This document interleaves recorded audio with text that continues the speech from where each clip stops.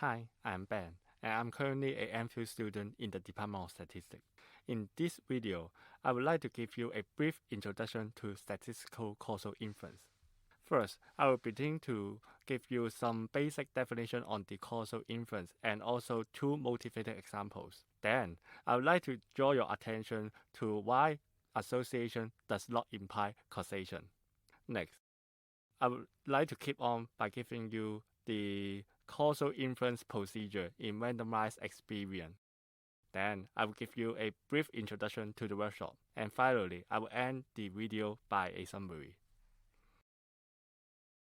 To begin, we start from some basic terminology. So what exactly is causal inference? Causal inference means we are inferring causal relationship using data through statistical procedure.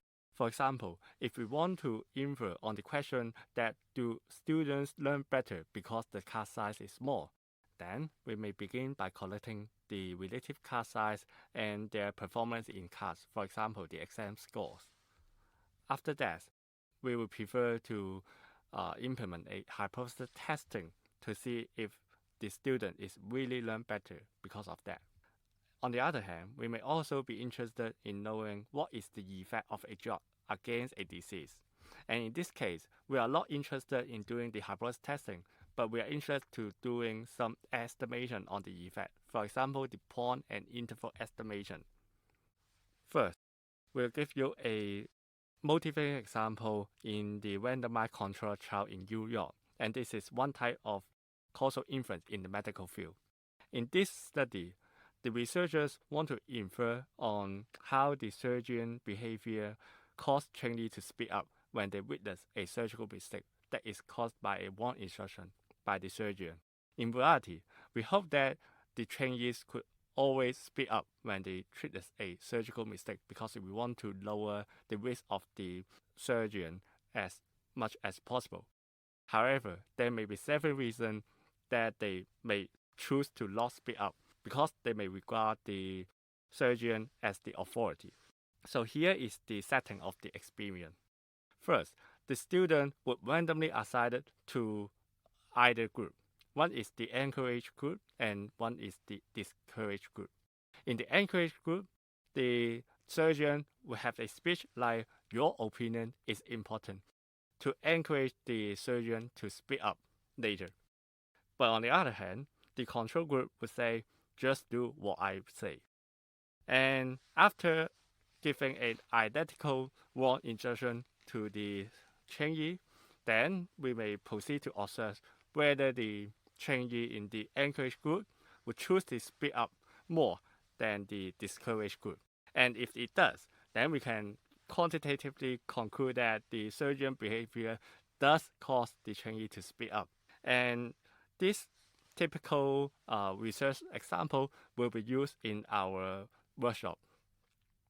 Besides medical field, we are also interested in doing causal inference in other disciplines. Like in environmental science, sometimes we may be interested in knowing the effect of the house heating on the increase in rainfall.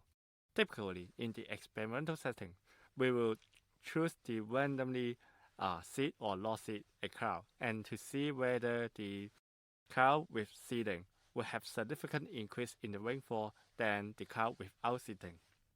So the first takeaway is that the causal inference helps us to understand the effect of a treatment to an outcome. And in this environmental science example, the treatment would be the seeding and the outcome would be the rainfall.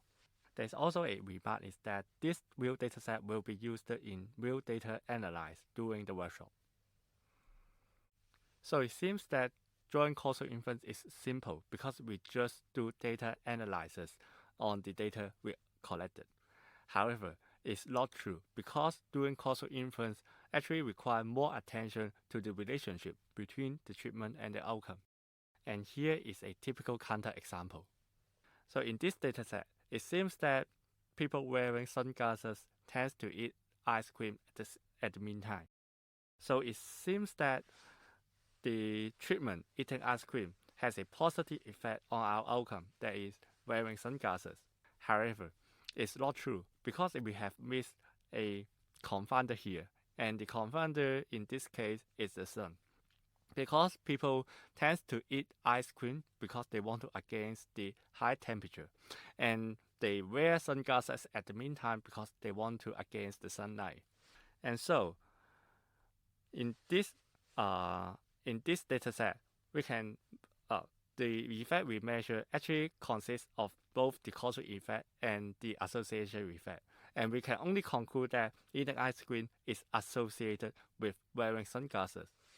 Thus, the second takeaway is that association in observational study does not imply causation. So, what does imply causation? Recall that in the motivating example, we have learned about the randomized experience. And what means by randomized experience is that we observe the outcome only after we randomly assign the treatments. And in the ice cream example, we have actually examined the causal effect of eating ice cream on wearing sunglasses. We may begin by randomly assign the treatment ice cream to our patient. And the participant can be classified into the treatment group and the control group. And we can see that whether or not the people in the treatment group would tend to wear sunglasses more than the control group. And because of the random assignment, we successfully eliminate all the effect on our treatment. And hence, the effect we measured between the treatment and the outcome is solely consists of the causal effect. And in this result, we can see that people in the control group and treatment group does not have significant difference in the tendency in wearing the sunglasses. Hence, we can finally conclude that eating ice cream does not cause wearing sunglasses. And thus, the third takeaway is that causal relationship can be drawn by randomized experience.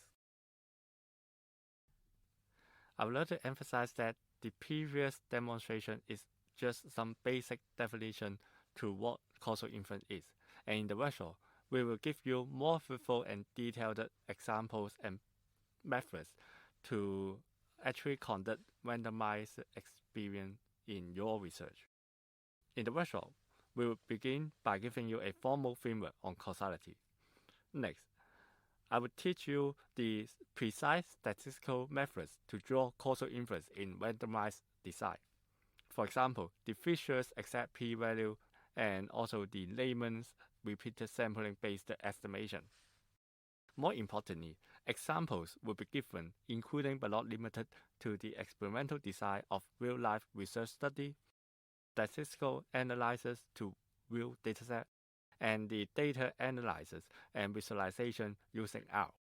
And if you want to know some basic installation and operation of R, you are welcome to visit our other pre-workshop videos.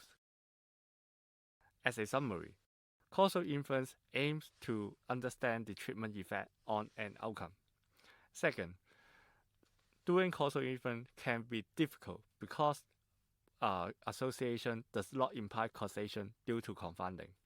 Third, causal effect can be measured in randomized experiment setting.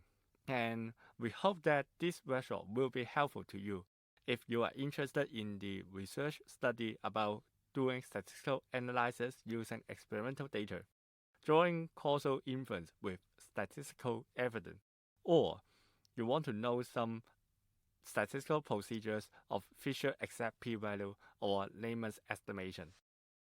I look forward to see you in the workshop, and thank you very much for watching this video.